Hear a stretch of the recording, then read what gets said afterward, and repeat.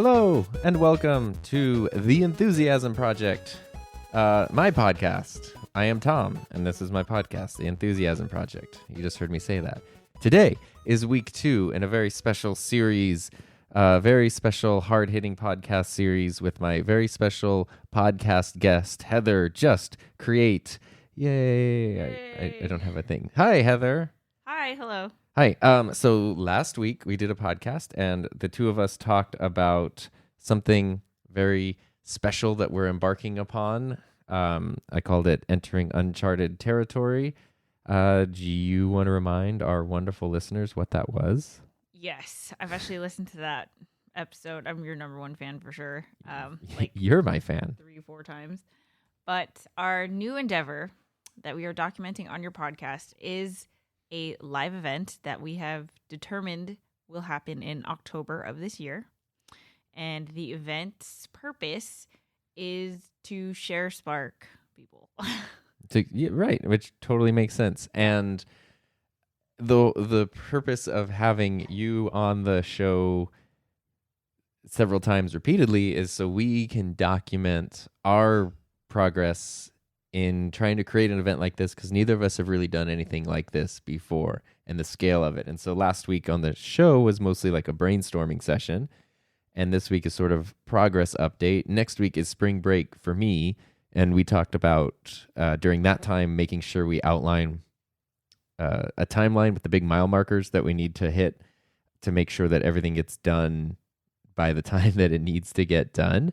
But in the meantime, between then and last week, what accomplishments or what has changed? What have we done to make our dream a reality? So re-listening to the podcast was really good for me because I needed to understand the vision, just because, we've talked about it, we've thought about it, coming together finally and sitting down at the table officially, not just like, oh yeah, that would be cool, was progress.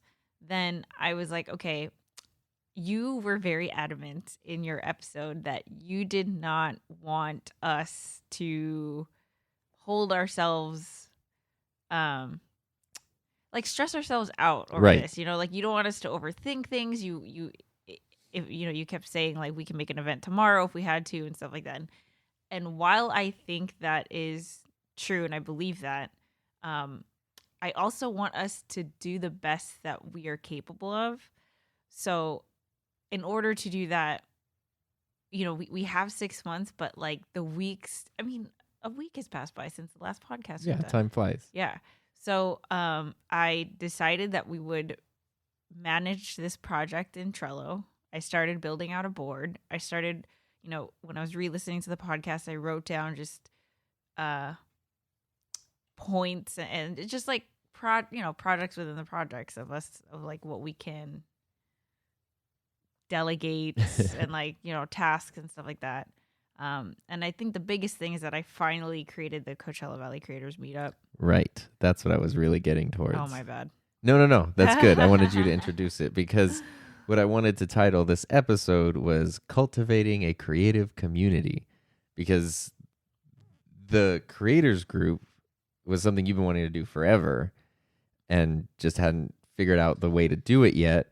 And then it ties in really nicely to our event. So I don't know, maybe you could talk more about that, or we can talk more about that. I'm excited to talk more about this with you, Tom, because because seriously, like I have thought about it. And, we were at our friend's party on Saturday. We have friends? We have friends. What? 2 of them. Yeah.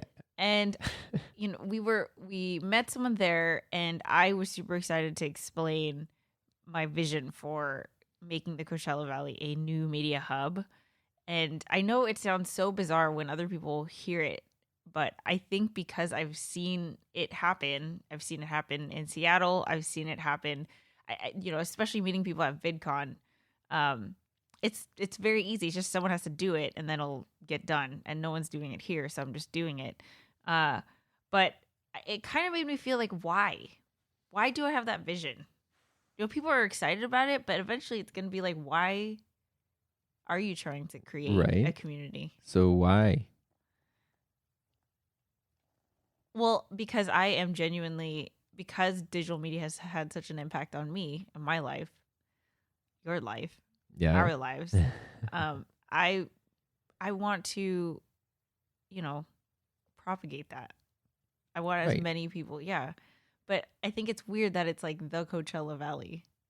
What do you mean? Why is that weird? I don't know. I feel like it's like people are just like, why do you want to? Why is that such a goal that you have? Right. Well, I mean, of course, it's like it makes a lot more sense if you're like, I want to make, I don't know, San Diego the next. Yes. Yeah. Maybe that's where this is coming from. Well, I think what it is, there's certain things like, okay, if you're talking about New York, LA, Chicago, like big cities, I don't know. I mean, they can be the hub for anything because they're a giant city. So it doesn't really like. There's enough people. They're not even like talking to each other or anything. Yeah. It's just there's so many people there. Yeah, exactly. And I think in a smaller place that's not a large city like that, trying to build a creative community, it takes that one person to do it and to build the community. So it's not, at the moment, it's not because like, oh my God, there's so many more untapped creator people here. It's just that there are untapped creative people, just like there are anywhere else. And it just takes someone to step in and be the thing that kicks, which I say every time, kicks them in the butt to get them to do the thing. Yeah. And it just, because this is where we are, this is where it's going to be. But it's also, I think, having lived here for many, many years, and I think since you've lived here for a little over a year, it's a really unique place in a lot of ways, but there's a lot of good resources for creative stuff here. It's not kind of like some places maybe would feel a little, it may be an uphill battle, but also location-wise, we aren't far from the other big places, but we're far enough away to have our own identity, which I think is really cool. Right. And I think that's what I wanted to just say. I wanted to like convey that is like, here is not just, I don't want it to be like, oh, you only want it to be a new media hub because you live there and you want everyone to come to you. And like, that's fine too. I'm okay with that. But like, I was just telling a friend of this earlier, because she was asking me, oh, so when are you going to move back to Long Beach, LA? And I was like, honestly, I feel like I've tasted this other life that I'm never going to leave. And a big part of that was I was explaining that the Coachella Valley is so much just like a giant Long Beach. It's just like the whole thing is Long Beach. It's so creative. It's so progressive in so many ways. And because of the Coachella Valley Creators Meetup, I mean, all I did was create the meetup and immediately people were signing up that night. Well, there's so much room to be a leader. Yeah, exactly. Yeah. Which is like, how would that group stand out in and not in a leader like I want to be the top person. It's like there are people who want to follow. There's people who want to be a part of something, and your message can actually be heard. It doesn't get necessarily drowned out in the noise. Mm-hmm. There's potential to make stuff happen here, right? And that's why we're doing this, right? And I love that, and I like that we're just enforcing that, because I know. I don't know if this is going to happen with you, but for me, I'm definitely going to second guess myself 1,000 times on this journey. So I need to be able to re-listen to this podcast and be like, oh yeah, that's why. I don't second guess myself on this, on the event idea at all. It's, I don't know how to describe it. It's kind of like I was saying today, which in the digital media program I teach called Impact, I've been teaching digital media students in their digital media classes for several years, and now just sort of there's a lot of issues I've been dealing with students after they graduate and what's best for them, and I feel that it's really pertinent to add in a business component to the pathway.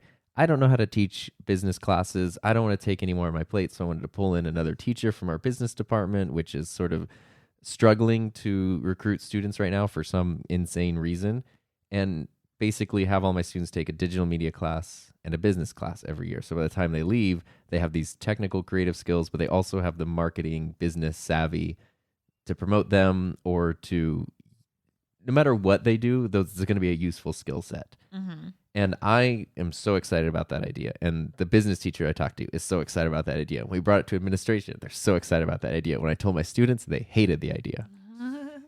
And it was easy to feel discouraged at that. But at the same time, and what I told the administrator was like, the kids are a lot more hesitant than I'd hope they'd be. But at the same time, I know they don't know what they don't know. Of course. And they can't see what we can see for them. They don't quite understand what we're talking about. And that in context of like this digital media event and stuff, that I don't mean that to sound like a cocky thing, but I don't think second guessing it on is it a good idea, is it successful, is a thing that's going to happen, at least on my end.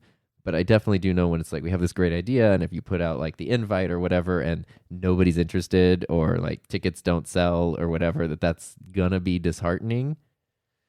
But I also feel like as long as there is a core group of, it doesn't even have to be that large of a group, but a core dedicated group that's willing to do something on their end, then it will grow. And that's the thing. So like, this event is such an important part of what I'm doing, because I feel like this is the thing that I've tried to do since day one, is create the movement. And this, that, and the other, I never really was able to create a movement. I was able to create a community around my entrepreneurial journey, but right. I didn't unite people around digital media, and I feel like for the first time it's actually happening. And because the Coachella Valley is what it is, I'm able to also get involved with all these community organizations. I'm involved, industry partner for this program called Impact, that's like bringing up I've heard of that, the youth in this industry. And like I feel like, I don't know, I feel like it's perfect. It's like exactly everything is just aligning for this to happen. So yeah. Why do we want to unite people around digital media and not like baking or basket weaving or whatever? Like, why is that? Well, because, our own personal experience, number one, but number two, which we've said since the day we met, is like digital media is still relatively new. We just so happen to be born in 1985, where we have this special insight, this perspective that I feel like other, generations are lacking. And because it's constantly evolving, there is no resource. There's nowhere that anyone can just start an online course about whatever, and who knows whether it's legit or not, and right. Navigating that. And I think that we as a society have gone through trends of like, okay, we had to go through an election with digital media. That did not happen before. We had to go through, like, now there was this whole like outrage culture that was literally impossible to do before, or at least it was a lot harder to make something get that much attention in such a short amount of time. And, I think that's the vision behind ShareSpark TV when we first started it, was that we wanted to be able to kind of analyze and dissect and explain and teach, share information about all of this, because like a perfect example is when the election was happening, 2016, I was more fascinated about how people on Facebook were like not understanding how their Facebook feeds worked versus right. Everyone else saw the post and they were right. They were just so like angry at the other side. And I'm like, your feed is curated a for certain you. way. Yes. And I can't believe you're not even second guessing that. It's so scary to me, and that's what, I don't know why I have that like outlook, but I am compelled to help others learn how to use this stuff. I don't. Yeah. That's what it comes down to. There's a subreddit called Old People Facebook, and I think I've shown you some of the things there, but it's sad and funny. Yes, and one of the ones that I was just thinking, which is it's exactly that. It's basically screenshots of older people misusing Facebook. And one of the examples is somebody went to the Walmart Facebook page, this older woman, and she just said Walmart, like to the corporation, the global juggernaut that is Walmart. She posted a thing that said, my grandson John is supposed to have an interview there at 4:30. Is he there? And Walmart replied like, congratulations to your grandson. We hope he does well in his interview. But she has no idea that that's not the Walmart down the street. that is like The the social media faceless corporate. team. Yeah. Well, it's the Walmart social media team. And I mean, that was just an example of like not quite understanding how these things work, which is funny. And it's sort of, can I tell you about an article I read today? Yeah. So in my classes, we were talking about generation divides because previous generations from us, we're the millennials, killing everything. And before us, there's Generation X and the baby boomers. And traditionally, those generations had something like 11 job changes in their lifetime. Whereas Generation Z, the generation after us, my students' generation, is projected to have 40 plus job changes in their lives. But it was really interesting because it talked about millennials entered the workforce sort of with the traditional mindset of our parents, where you work for a company and you move up. And we're very ambitious to try to like move up and achieve. And then kind of found out that wasn't just with the way the world works. That's not how it's happening now. And so now that our generation is getting a little bit older and has a bit more means, we're starting a lot of businesses and we're starting to do things our own way, which has then led Generation Z to be much more apt as they're still children to do that right now rather than waiting until they're adults. But instead of getting a summer job at, the grocery store or whatever, like they're going to try to do social media marketing or photos or video or something like that, which I thought was very interesting. But the article itself was a perfect example because it was like, move over millennials. This is how Generation Z is going to do your job better. I think was like the sub headline of the article. I forget where the article was from, but it said from generations that like don't understand digital media from generations who make mistakes and learn social media, you won't find Generation Z posting risky pictures online that could damage their reputations forever. You won't find, it was all these things like they're so savvy, they won't do these things. And I was like, as working with high school students, 100% they do not understand that stuff is on there forever. They do not understand that. It was the classic thing that we talk about from day one of people assuming tech savviness is tech literacy, and it is not the same thing. And I don't remember why I started telling that story. But I mean, like, but it goes back to the importance of empowering people to use these tools in meaningful ways. This is why we are about this. This is why, I mean, not to toot our own horn. I mean, I can do that because this is my business. I could say like, I'm doing this because I'm trying to make money at the end of the day. Right. But no, literally this is my passion. And for you, you have a job. Like you don't even have to say that. Yeah. So this is an endeavor that's going to take a lot of time, resources, and I think it's going to, which I'm looking forward to, put us in situations that we've never been in, and we can work through them and try to see how like we can partner in different ways and stuff like that. And I'm just excited. It's a big undertaking, and I'm excited because I just know that like if everything goes the way that I'm imagining it to go, then gosh, we are going to be exactly what I've ever wanted, which is like the digital literacy content creator couple. I like it. That's what I want that. I feel like this is why we met, and we're going to make stuff happen. We're going to change lives, man. So with that in mind, then going back to the meetup group that you started. Let's get back to the meetup group. Well, no, it's all connected because if the idea is to build a creative community, like what are we hoping having our first meeting with the meetup group is in a week? In about a week from the date we're recording this, so it hasn't happened yet. But what is our goal for that group? What do we want to see in the people who join it? What do we want them to do as a part of it or to take away from it?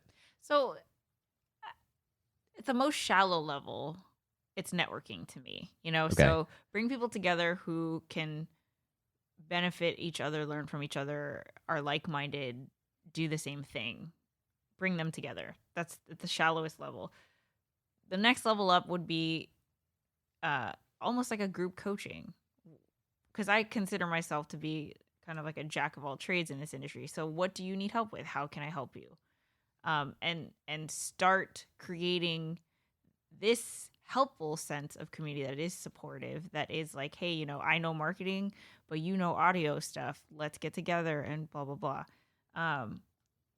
And eventually I want it to be a very legitimate organization in the Coachella Valley that's like, well, people can turn to us for,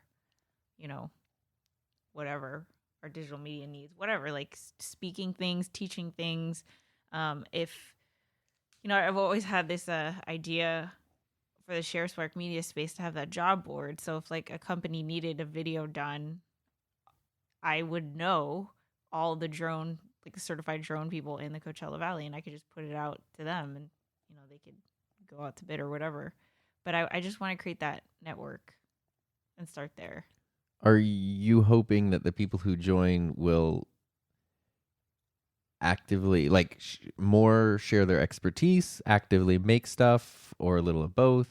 Or yeah, I see it as a little bit of both. Just like it's like, the group version of these conferences that I've gone to, these like digital media. I mean, not just VidCon, but even the very first conference I went to before I even embarked on my journey, the Digital Summit. You've got like your agencies, you've got your solo people, you've got your consultants, multitude of people, but bringing them together and just seeing what comes out of that. I just think it's important to have the platform in person. I like that. And see what happens out of that. I mean, I have my own ideas of events and things that we can do. Mm-hmm. And, I see this being a very big part potentially of our event, because who knows who we'll meet. Right. It's hard to. That's why I want to ask the question now before it actually happens. The potential. These might be I would hope that they're the potential attendees, but whoever comes, what if someone comes who's been creating for 5 years, has a bajillion subscribers, and we just don't even know, and they could be like a speaker, right. You have no idea. Yeah, I don't even know. I'm excited to see how that goes. Yeah. Because for me, what I want, because I was trying to think, like, if someone's like a live event audio technician or production person, and they know how to do live events really well, and they're interested in it, and they go, it doesn't mean necessarily, like, then I guess that they have to, like, because maybe they just do live events. They have a company, or they work for a company, they go to events, they do this amazing job doing audio, and they come to this to just sort of be with other people who are interested in that, and then someone can go like, hey, I make videos and my audio sucks. What do I do? But it doesn't necessarily mean that this person would have to want to like start their own podcast or record an album or something. They're just sort of in the world of the thing that they're excited about, I guess, right? Yeah. Yeah. Yes, and more. It really could be like someone who has never even created before, has always toyed with the idea, and is going to go. Sorry, Ben. The thing fell near the dog and he got scared. It was just cardboard, though. It wasn't anything dangerous. He got so scared. Oh. But yeah, so, it could be someone who's never created before, goes to the event, happens to sit down next to the audio engineer guy, and next thing you know, they have a podcast. So, you said this before, I think, when I was initially writing the mission statement of the Coachella Valley Creators Meetup Group, but you were like, our goal is to help share stories that would otherwise not get told. Right. I think it's very important. I think it's hugely, hugely important. That's the whole point of digital media. It's like connection, communication. Well, that's that we've talked about, like, target audiences as you've been going through your entrepreneurial journey. If you hear heavy panting in the background, there's a dog that's begging to go on a WALK, which he's going to get as soon as the weather and the sun goes down, but he doesn't speak English, so he doesn't know that. But anyway, if looking at your target audience, at one point we talked about was people who want to make something, but like I was 2 years ago, where it's like, gosh, this is so cool. I want to be a part of it, but I'm really hesitant. Primed for butt kicking. Exactly. He's primed for butt kicking. That's the person. It's how do you find those people? So I'm hoping that this meetup group will attract some. There's so much panting in the background. Oh, you can hear it. Yes. So I'm hoping this meetup group will attract those people, because what I would like to see, in addition to the networking and the growth, but as part of cultivating a creative community and as part of helping the Coachella Valley to become a creative hub, is to see people take that torch of creating and carry it. And Yeah, definitely. and not just, I think it's going to be easy for people to show up and go like, this is awesome, or I made a video, or I want to make a video or a podcast or whatever my thing is, and I'm going to make the thing, and they make the one and they come back and it's done, but then it, after one or two or whatever, maybe it kind of drops off or life gets in the way or whatever, but to keep that momentum going. And that's what I told you when one of my favorite podcasts ever is Criminal. They are produced or affiliated with Radiotopia, which has like such an awesome mission statement. Something about like, their whole thing is to empower and support podcast creators, and providing them with everything that they need to share stories through podcasts. And like, that's what I want ShareSpark Media to be. And right now, ShareSpark Media has life through us. There's no physical location. There's no staff. There's not even a freaking EIM number. So I feel like I can say that the Coachella Valley creators, that this event is breathing life into ShareSpark Media, which can evolve into so many things. I mean, like, there should be an adult impact. Like, your program is so amazingly wonderful. I've always thought that since the first time I walked in there. And it's sad that there isn't, it's sad that the school shuts down the summer. The kids don't have that. It's sad that the adults, there just isn't that. right. Like, I read something on Twitter the other day where someone was like, instead of more coffee shops, we should just have podcast studios where people can just go in and record their conversations, because that would be cool. And I'm like, everything in my body is like, I wish I could make that. I wish I could snap my fingers and just make that, but I can't. So I want to set up the foundation to be able to do that. And that's everything from, this group, this event, me getting more involved in the community, trying to teach as much as I can, trying to be a prolific content creator, and just trying to like do as much as I can to position myself that way. And I think I think we're doing a great job. And I think this event is going to be really cool. Cool. I'm excited for it. And I like that we're documenting the journey. So here's the thing though. Uh-oh. Well, no, it's not an uh-oh. It's just like, we need to, okay, we could do this during spring break, but we should fill the Trello board and come up with a timeline. Yeah, that's what we said we were going to do on spring break. Yeah. Just because, like, it'll just be another week. I'm speaking to you now, but I'm also speaking to Heather, who's re-listening to this. I think we need to moderate our planning, both for practicality and my own sanity. What do you mean moderate? Meaning, like, we hit the major milestones, like backwards plan. This is the event. Of course. We need this, we need this, we need this, we need this. But sometimes I've seen you get into hyper plan mode where it's literally, it's day 42. I need to be at this level and doing these things here. And I don't want to do that.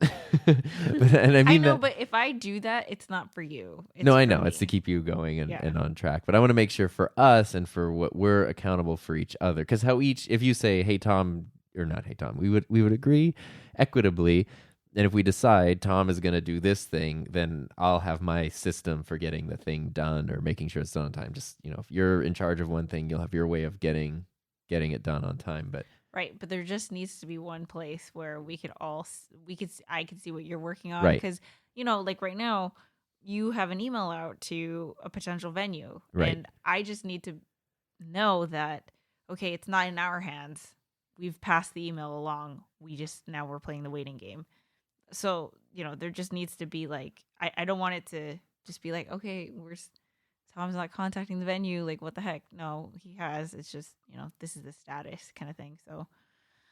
So yeah, I mean, that's all like logistics, but that's what I mean in terms of us doing our best. right. I want No, I don't us want to to be able- half-ass that yeah, at all. I want us to be able to do our best. I want it to be something memorable. I'm really banking on the fact on our talent for creating content, because I feel like we can, both of our channels, both of our reach, we could share content to promote the event, but then also after the event, I really want people to leave and just be like, when are you doing this again? Yeah, that would be amazing. Like, what I need my like boyfriend to come to this, I need my son to go to this, I need my coworker to go to this, whatever. Like, that would be incredible if people loved it that much. There's no, I mean, that's priceless. That marketing is going to take it all the way home. So, right. And I know we're capable of doing that. I mean, people feel that just being in our presence. Of course. How could they not? I'm sure they feel that listening to that right now. But I mean, I mean, like, see, one of the things that makes it feel really expensive in my head is like lights. I just think stage, lights. Okay, we need a budget.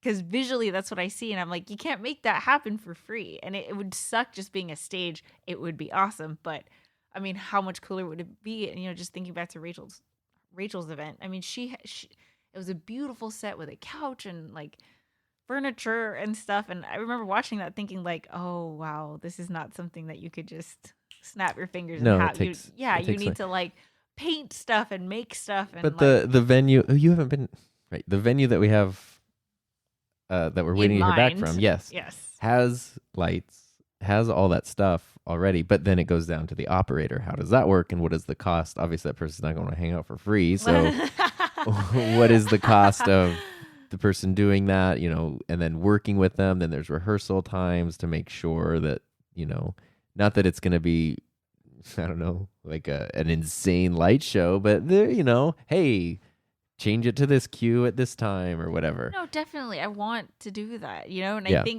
think, I mean, see, this is why it's so funny, because put all the digital stuff on the side. You are a production geek, that's and true. That's a whole separate, like, we could be producing anything. Still, the production has to be at a level that both of us are proud of. Right. And right. that's, it can't be garbage. It can't. We would never. It won't be, so I'm not worried about that. But it can't be. I'm excited about that, but that's the part where I'm like, okay,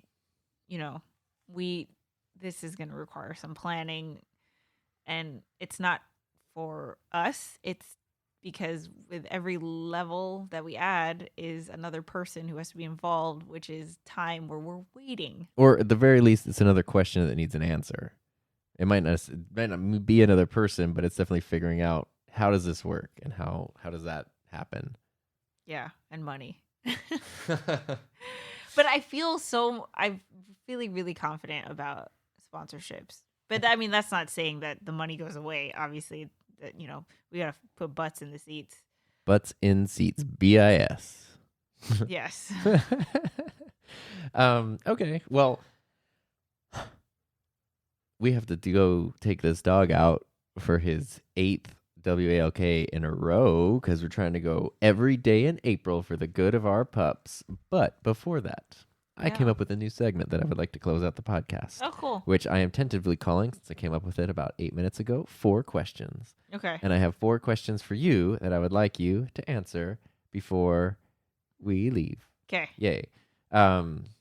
These aren't like rapid fire questions. There's things I'm sort of curious about, and as people who might not know you as well as I know you, or as well as they should know you, maybe they're curious about. So we talked about creating, we talked about entrepreneurship and all those kind of things.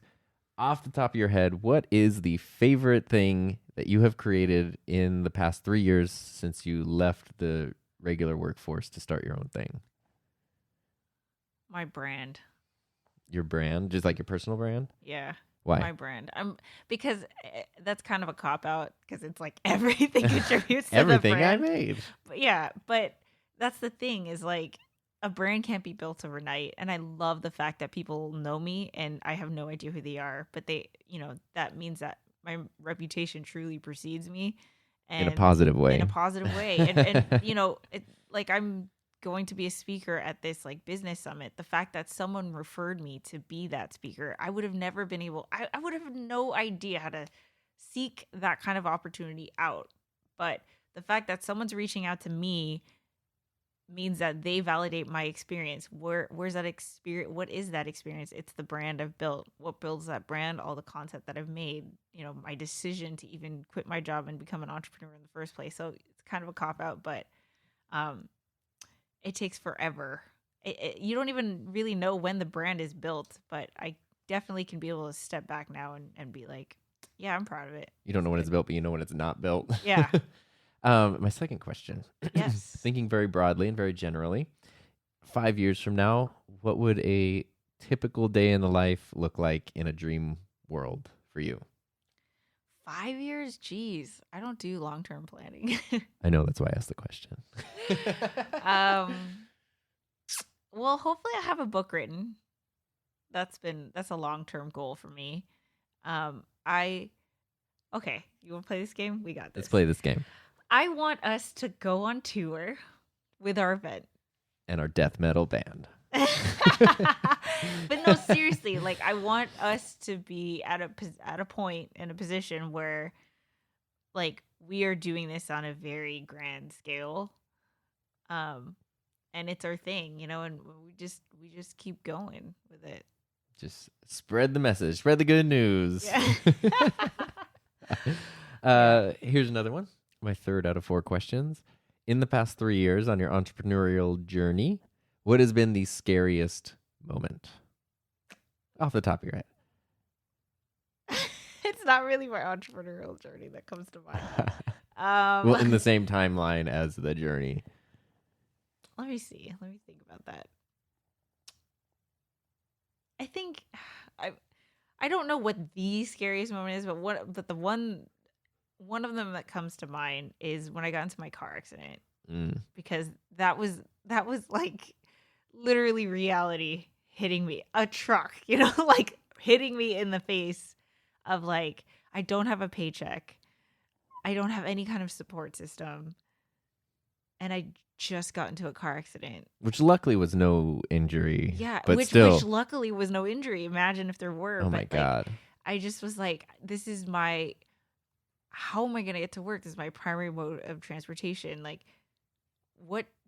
how much is this going to cost? Like, I don't have anything, and oh my God, I was so scared.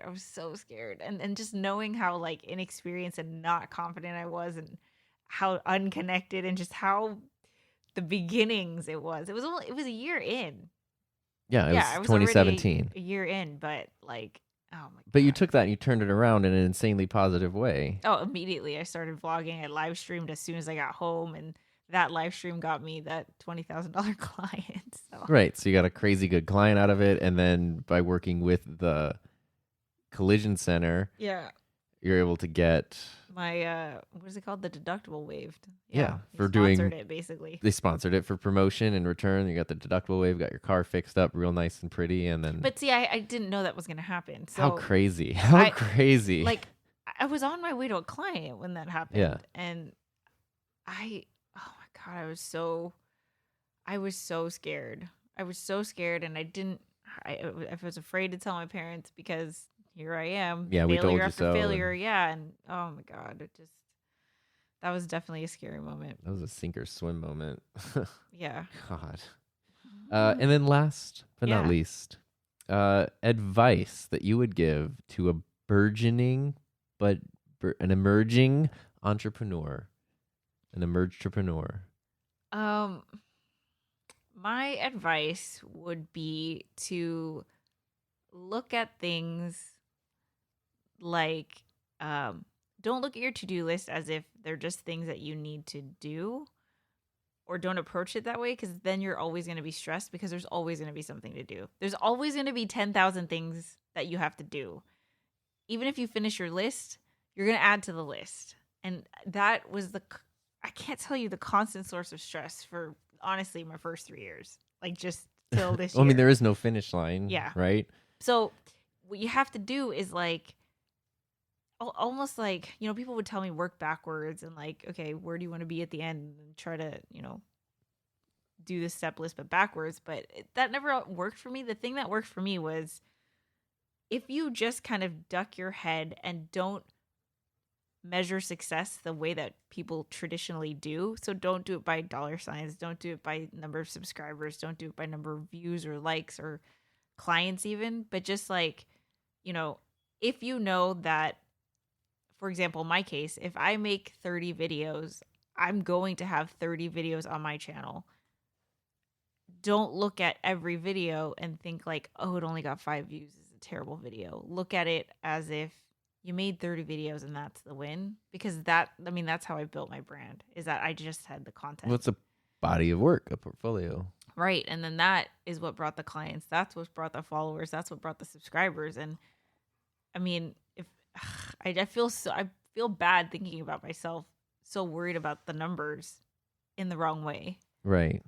I'm speaking anecdotally, but I know for me, and I feel like for a lot of people who aren't in the making part of YouTube and online video, I really don't know how much the numbers matter. Because I know, like, I had channels I watched for years that I couldn't tell you how many subscribers they had or how many views their videos had. Or I only paid attention to what the video was and who it was from. Like, if I wanted to learn about this camera and I knew it was from this person, I'd go like, oh, that's a reliable person that I like the way they do their thing, so I'll watch their video. And that's all I paid attention to. And I don't know if that was just me. I don't know if that was the times, 5 years ago or whatever, but it is, yeah, if you post a video and it gets 5 views, it's not going to hurt you in the eyes of a client. It's still a video that it's. Well, yeah, because it's like, I feel like everything comes down to branding. Like, right. If you're the get more views thing and your video has 5 views, then that, it's probably gonna hurt you. But no, but I don't think so, because at least for right now in 2019, at this moment, especially earlier, like 2-3 years ago, people are so intimidated by video. Most people are. Most people are not creators. And so just seeing the fact, people were impressed by my 2,000 subscribers when I thought that was like, oh, I only have 2,000. They were like, that's insane. That is insane. So it doesn't take a lot. I think what they're more impressed about is that scroll, is that constant like, wow, I'm still scrolling and you have that many videos. That's so hard to argue with. That's so hard to argue with. And like, all of that brought the clients. That's what brought the clients in. And no one is going to talk about your business except for you. So it's a win-win when you're creating content, talking about your business, showing you doing your thing, showing you doing, whatever it is that you're selling. For me, it happened to be content creation, but like, even as a photographer, even as a baker, whatever your thing is, you should, everyone really needs to be a content creator for success in today's business world. So come to our event in October 2019 in Coachella Valley. On undisclosed date at unknown location, TBD. Well, thank you so much, Heather, for spending your Monday night in my freezing room. Oh, sorry. Are you cold? I'm so cold. Oh my God, I'm like sweating. Oh. Okay, so for the next podcast, you have to answer those questions. Oh, I can. Okay, I'll do that. Yeah. I want to do something a little bit different with the next podcast. In addition, I don't know if it'll be the next one, because I like having you on the podcast. It's really fun. And I want to do something different that I'm not going to tell you about. I like being on the podcast. It's really fun. You're terrific. And I don't know if it'll be part of our update or if I might have to ask you to do a separate bonus episode. But I think it'd be really cool. I'm not going to say what it is. Would you ever be open to a video podcast? A video podcast? Yeah. The camera's sitting right here. I almost thought about it earlier, but I just, we got to go. Yeah. Dubs. W the D over there. Okay. All right. So anyway, if people want to reach out to you and get more advice and see this impressive portfolio of work, where can they find you? Heather Just Create on all of the things.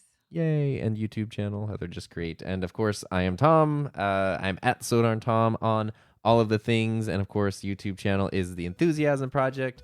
So thank you so much for listening. And I had something really clever I was going to say to end this, and I don't remember what it was. So I will see you next time.